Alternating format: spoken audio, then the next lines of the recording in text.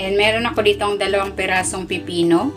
Babalatan ko muna ito and then hihiwain ko ito into small cubes. Ayan, ilalagay ko na itong hiniwa kong pipino dito sa plate. Ilalagay ko na rin itong kamatis. Tinanggal ko yung buto nito.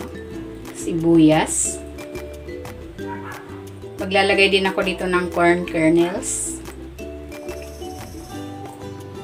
Konting pineapple tidbits para may kick ng tamis. At ilalagay ko na itong tuna. Drainain ko na ito. Tinanggal ko na yung brine. Itatabi ko muna ito para i-prepare natin yung dressing. Ilalagay ko na itong mayonnaise.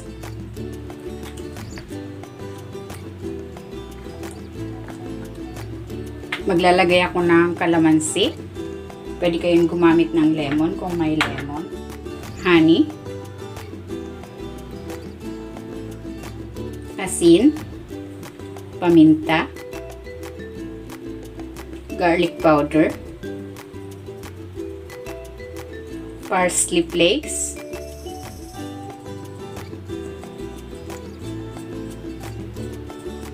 At maglalagay ako ng konting sesame oil.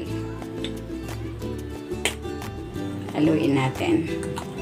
Kung hindi ka pa nakapag-subscribe sa aking channel, please subscribe at i-click mo na rin ang notification bell para lagi kang updated sa aking latest recipes.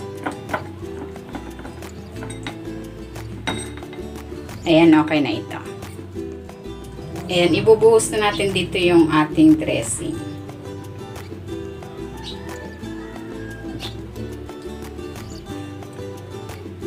Haluin na natin.